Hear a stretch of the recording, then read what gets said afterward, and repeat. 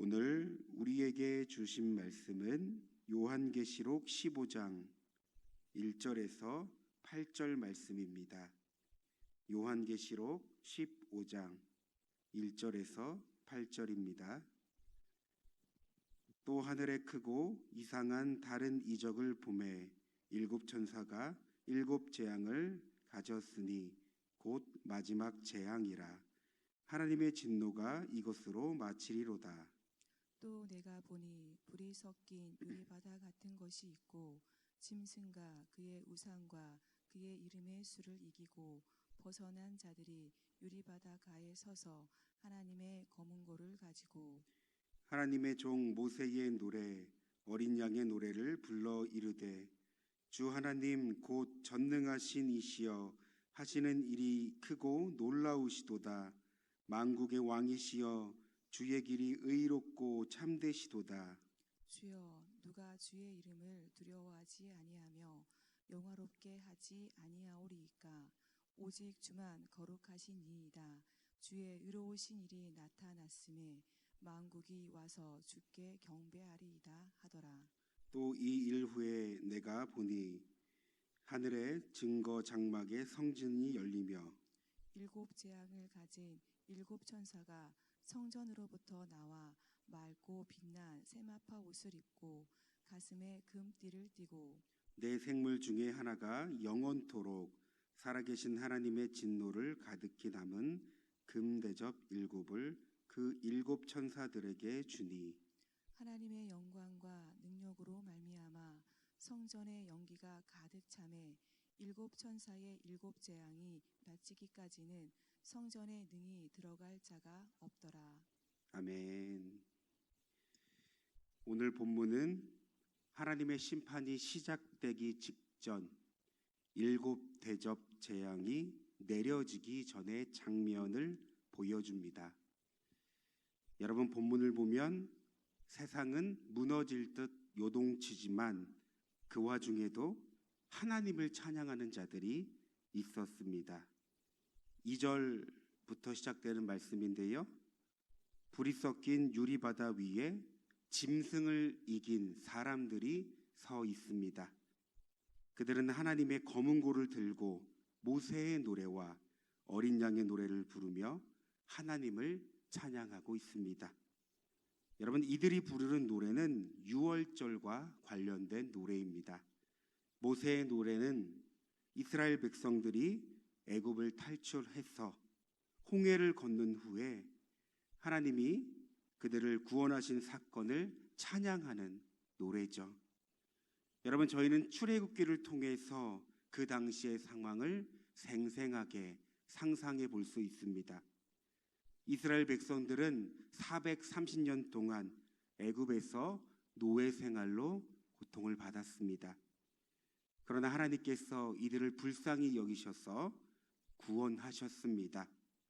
어린아이부터 노인까지 약 200만 명의 백성들이 애굽에서 나와 홍해를 건넜고 애굽의 병마로부터 그들을 건져내셨습니다.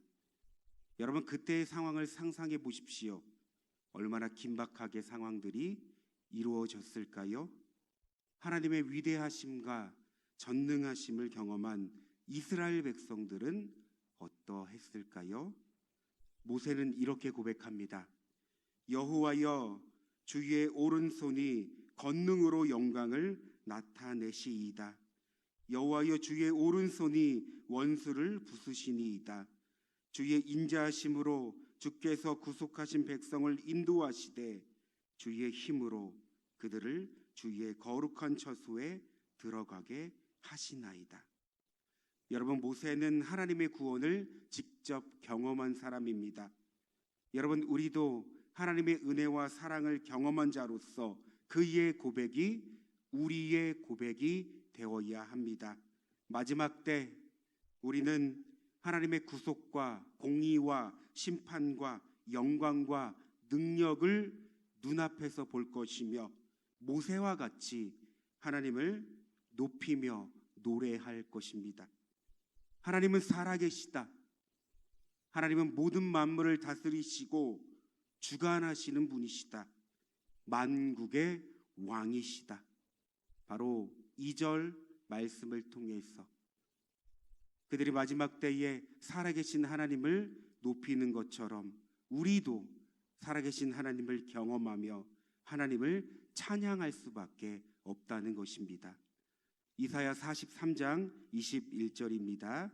이 백성은 내가 나를 위하여 지었나니 나의 찬송을 부르게 하여 함이라. 여러분, 하나님은 우리를 찬양받기 합당한, 그러니까 우리를 통해서 하나님의 영광을 높이는 존재로서 만드셨습니다.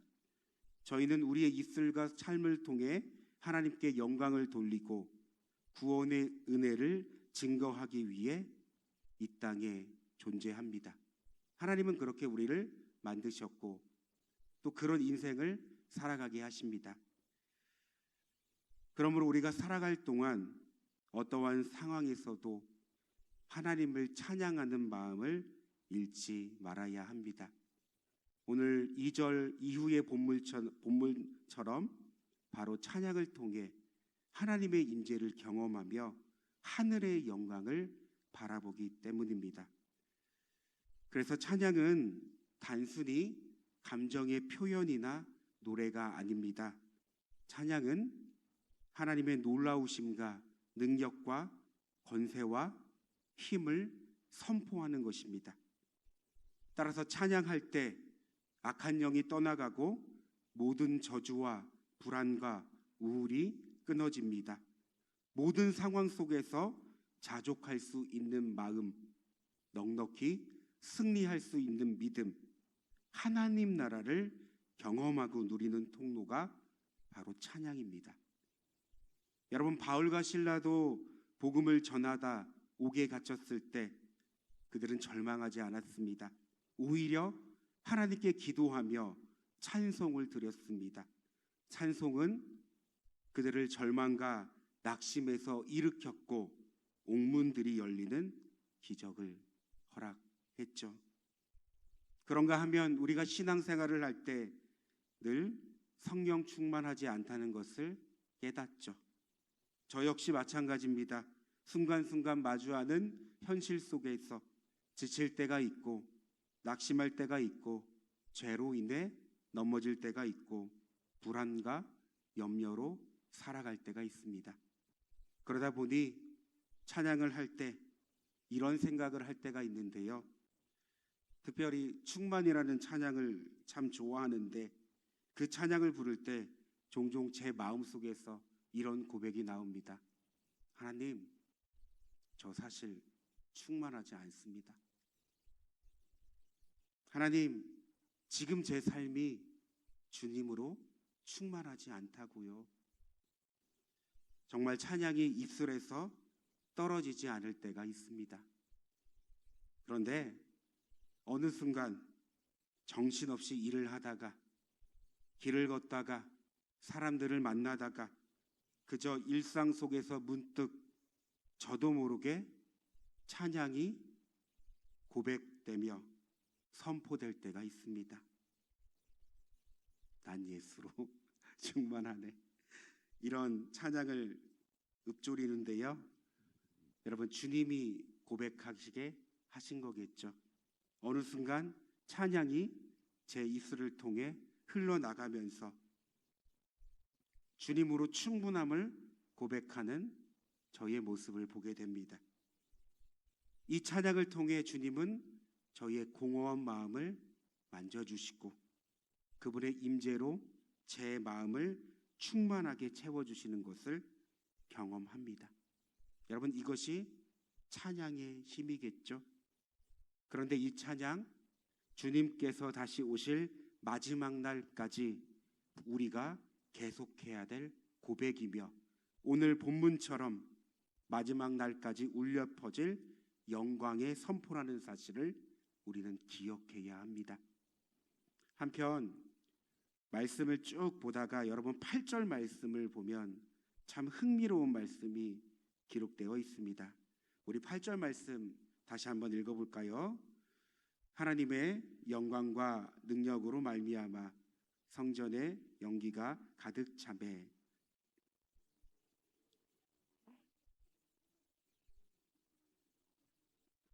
더라. 참 흥미로운 말씀이 기록되어 있습니다. 후반절 보면 성전에 능히 들어갈 자가 없더라. 여러분, 이 말씀은 하나님의 영광과 거룩함 앞에 인간이 감히 들어갈 수 없다는 것을 의미합니다.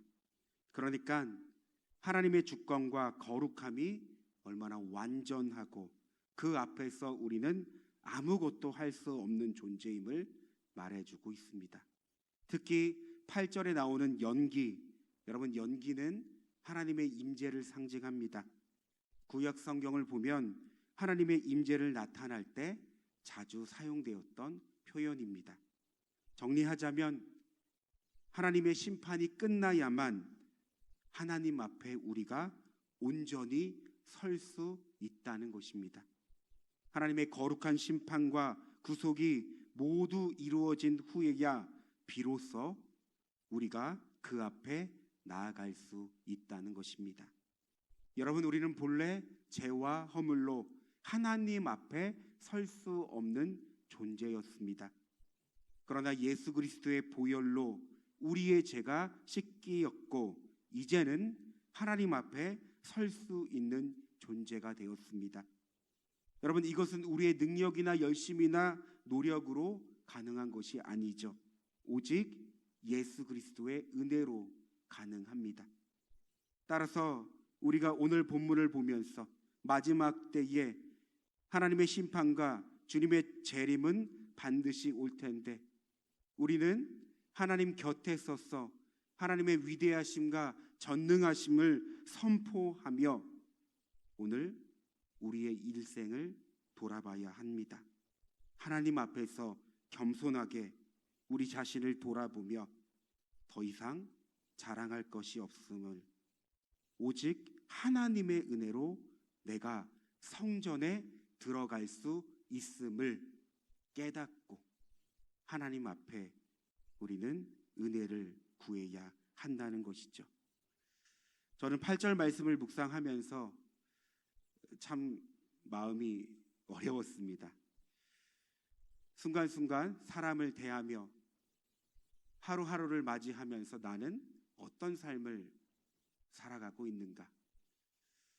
8절 말씀을 묵상하면서 가장 떠올랐던 단어가 겸손이었습니다. 그러다 보니 여러분, 신앙을 이렇게 정리할 수 있습니다. 신앙은 누가 하나님 앞에서 더 겸손해지는 싸움이죠. 누가 더 낮아지고 누가 더 무릎 꿇을 수 있느냐의 싸움입니다. 여러분, 하나님 앞에서 진정한 겸손은 자기 자신을 낮추고 하나님의 영광을 높이며 살아가는 삶입니다. 바로 마지막 때를 살아가는 우리가 하나님 앞에서 겸손함을 잃지 말아야 합니다. 바로 이것이 마지막 때에 성전에 들어갈 수 있는 자들의 마음가짐이며 오늘 우리가 취해야 할 믿음의 삶이라는 것입니다. 우리 다 함께 기도하길 원하는데요.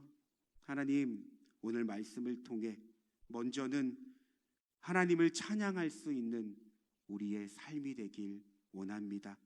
어떠한 순간에도 하나님을 찬양하며 혹여나 하나님, 우리가 하나님을 찬양할 수 없는 마음과 순간에도 우리의 입술을 열어 하나님의 위대하심과 전능하심과 그 사랑을 고백하게 하옵소서. 여러분, 이 시간 주님의 이름을 한번 부르고 다 함께 기도하겠습니다. 주여, 사랑과 은혜가 충만하신 하나님, 오늘 말씀은 이제 마지막 때 하나님의 심판이 시작되기 직전, 하나님 7 대접 재앙이 내려지기 직전의 장면을 소개하고 있습니다. 하나님, 오늘 본문을 보면 세상은 무너질 듯합니다. 그러나 그 와중에 하나님을 찬양하는 자들이 있었습니다. 그들은 하나님의 임재를 경험했고 하나님의 살아계심을 누렸고 마지막 때에 하나님 앞에서 하나님의 그 위대하심을 선포하고 있습니다. 오 하나님, 이들이 하나님을 선포하는 것이 얼마나 이렇게 은혜롭고, 그리고 그 이들의 선포가 우리의 선포가 됨을 다시 한번 묵상해 봅니다. 하나님, 우리도 마지막 때에 하나님께서 우리를 구원하시고 은혜와 사랑으로 우리를 인도하신다는 그 사실을 믿으며 하나님께 찬양과 경배를 드릴 수 있는 하나님의 백성들이 되게 하여 주시옵소서.